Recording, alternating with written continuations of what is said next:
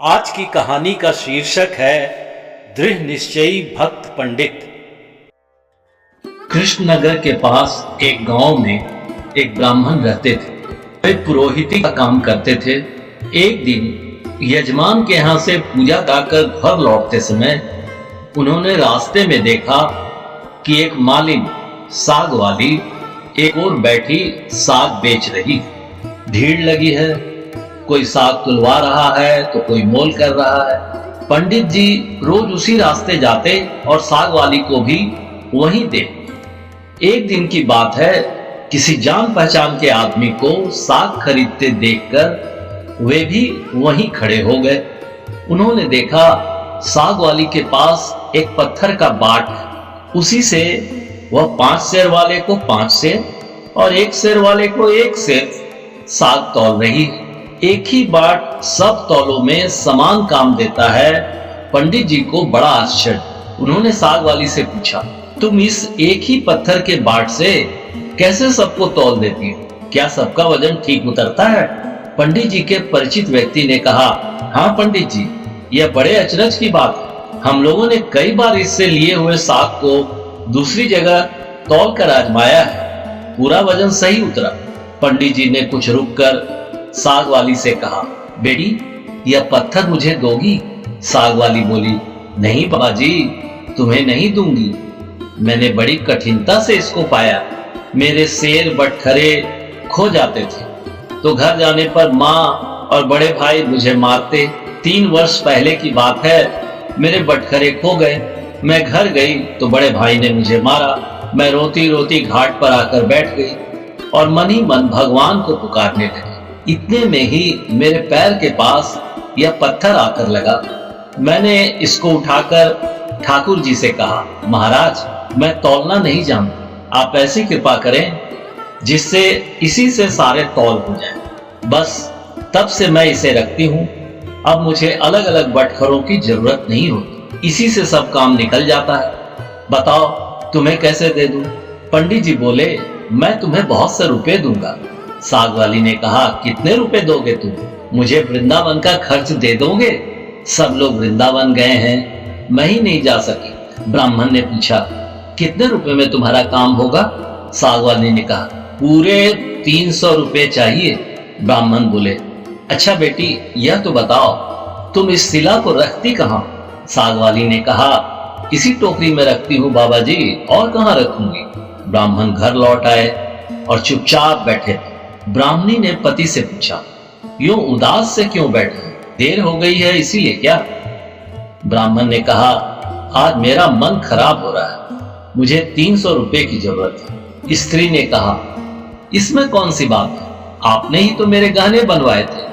विशेष जरूरत हो तो ले लीजिए, इन्हें ले जाइए, होना होगा तो फिर हो जाएगा।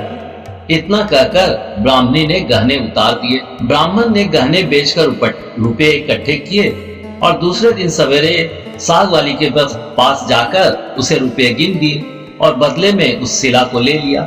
गंगा जी पर जाकर उसको अच्छी तरह धोया और फिर नहा धोकर वे घर लौट आए।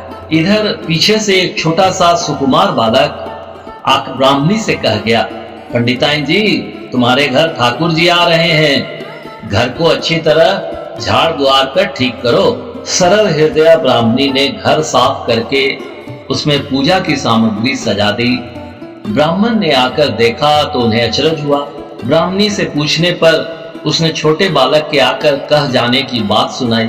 यह सुनकर पंडित जी को और भी आश्चर्य हुआ।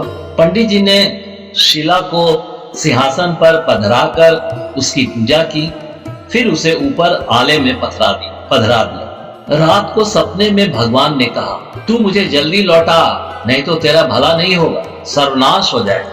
ब्राह्मण ने कहा, जो कुछ भी हो मैं तुमको लौटाऊंगा नहीं। ब्राह्मण घर में जो कुछ भी पत्र पुष्प मिलता उसी से पूजा करने लगे। 2-4 दिनों बाद स्वप्न में फिर कहा गया, मुझे फेंका, नहीं तो तेरा लड़का मर जाएगा। ब्राह्मण ने कहा, मर जाने दो, तुम्हें नहीं फेंकूंगा। महीना पूरा बीतने भी नहीं पाया था कि ब्राह्मण का एकमात्र पुत्र मर गया। कुछ दिनों बाद फिर स्वप्न हुआ, अब भी मुझे वापस दे आ, नहीं तो तेरी लड़की मर जाएगी। दृढ़ निश्चयी ब्राह्मण ने पहले वाला ही जवाब दिया। कुछ दिनों पश्चात लड़की मर गई। फिर कहा कि अब की बार स्त्री मर जाएगी। ब्राह्मण ने इसका भी वही उत्तर दिया। अब स्त्री भी मर गई। इतने पर भी ब्राह्मण अचल अटल रहा। लोगों ने समझा यह पागल हो गया है। कुछ दिन बीतने पर स्वप्न में फिर कहा गया, देख अब भी मान जा, मुझे लौटा दे, नहीं तो 7 दिनों में तेरे सिर पर बिजली गिरेगी। ब्राह्मण बोले, गिरने दो, मैं तुम्हें उस आग वाली की गंदी टोकरी में नहीं रखने का। ब्राह्मण ने एक मोटे कपड़े में लपेटकर भगवान को अपने माथे पर मजबूत से बांध। ये अब सब समय यूं ही उन्हें बांधे रखा। कड़कड़ाकर बिजली कौंधती, नजदीक आती पर लौट जाती। अब 3 ही दिन शेष रह गए थे। एक दिन ब्राह्मण गंगा जी के घाट पर संध्या पूजा कर रहे थे कि 2 सुंदर बालक उनके पास आकर जल में कूदे। उनमें एक सांवला था, दूसरा गोरा। उनके शरीर पर कीचड़ लिपटा था। वे इस ढंग से जल में कूदे कि जल उछलकर ब्राह्मण के शरीर पर पड़ा। ब्राह्मण ने कहा, तुम लोग कौन हो भैया, इस तरह जल में कूदा जाता है? देखो मेरे शरीर पर जल पड़ गया। इतना ही नहीं, मेरे भगवान पर भी छींटे पड़ गए। देखते नहीं, मैं पूजा कर रहा था। बच्चों ने कहा, ओहो, तुम्हारे भगवान पर भी छींटे लग गए। हमने देखा नहीं बाबा, तुम गुस्सा ना होना। पंडित जी ने कहा, नहीं भैया, गुस्सा कहाँ होता हूँ। बताओ तो तुम किसके लड़के हो? ऐसा सुंदर रूप तो मैंने कभी नहीं देखा। कहाँ रहते हो भैया? आहा, कैसी अमृत घोली मीठी बोली है। बच्चों ने कहा, बाबा हम तो यहीं रहते हैं। पंडित जी बोले, भैया क्या फिर कभी भी मैं तुम लोगों को देख सकूंगा? बच्चों ने कहा, क्यों नहीं, पुकारते ही हम आ जाएंगे। पंडित जी के नाम पूछने पर उन्होंने कहा, हमारा कोई एक नाम नहीं है, जिसका जो मन होता है उसी नाम से वह हमें पुकार लेता है। सांवला लड़का इतना कहकर बोला, यह लो मुरली, जरूरत हो तब इसे बजाना, बजाते ही हम लोग आ जाएंगे। दूसरे गोरे लड़के ने एक फूल देकर पंडित जी से कहा, बाबा इस फूल को अपने पास रखना, तुम्हारा मंगल होगा। वे जब तक वहां से चले नहीं गए, ब्राह्मण निर्निमेष दृष्टि से उनकी ओर आंखें लगाए रहे और मन ही मन सोचने लगे, आहा कितने सुंदर हैं दोनों, कभी फिर इनके दर्शन भी होंगे। ब्राह्मण ने फूल देखकर सोचा, फूल तो बहुत बढ़िया है, कैसी मनोहर गंध भी आ रही है इसमें, पर मैं इसका क्या करूंगा और रखूंगा भी कहां? इससे अच्छा है राजा को ही दे आऊं, नई चीज है, वह राजी हो जाएगा। यह सोचकर पंडित जी ने जाकर फूल राजा को दे दिया। राजा बहुत प्रसन्न हुए। उन्होंने उसे महल में ले जाकर बड़ी रानी को दिया। इतने में ही छोटी रानी ने आकर कहा, मुझे भी एक ऐसा ही फूल मंगवा दो, नहीं तो मैं डूब मरूंगी। राजा दरबार में आए और सिपाहियों को उसी समय पंडित जी को खोजने भेजा।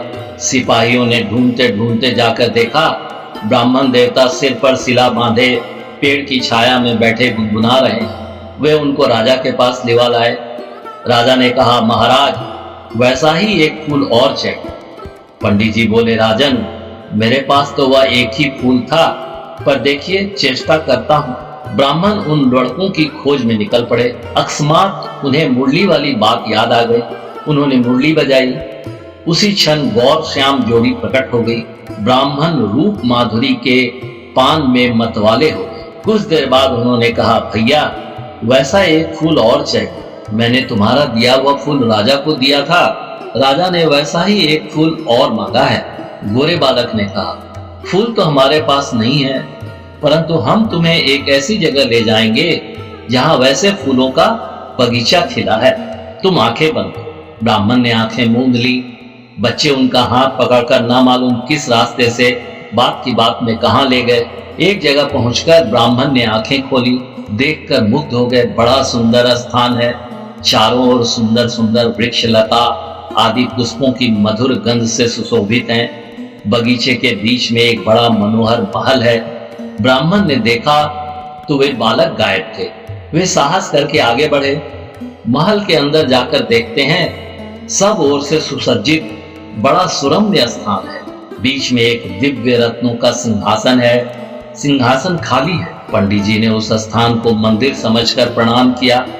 उनके माथे में बंधी हुई ठाकुर जी की शिला खुलकर फर्श पर पड़ गई। जो ही पंडित ने उसे उठाने को हाथ बढ़ाया कि शिला फट गई और उसमें से भगवान लक्ष्मी नारायण प्रकट होकर शून्य सिंहासन पर विराजमान भगवान नारायण ने मुस्कुराते हुए ब्राह्मण से कहा, हमने तुमको कितने दुख दिए परंतु तुम अटल रहे। दुख पाने पर भी तुमने हमें छोड़ा पकड़े ही रहे। इसी से तुम्हें हम सशरीर यहाँ ले आए हैं। जो भक्त स्त्री, पुत्र, घर, गुरुजन, प्राण, धन, इहलोक और परलोक सबको छोड़कर हमारी शरण में आ गए हैं, भला उन्हें हम कैसे छोड़ सकते। इधर देखो, यह खड़ी है तुम्हारी सहधर्मिणी, तुम्हारी कन्या और तुम्हारा पुत्र, ये भी मुझे प्रणाम कर रहे। तुम सबको मेरी प्राप्ति होगी। तुम्हारी एक की दृढ़ता से सारा तो आज के लिए बस इतना ही। फिर मिलते हैं अगले वीडियो में। तब तक के लिए राधे राधे।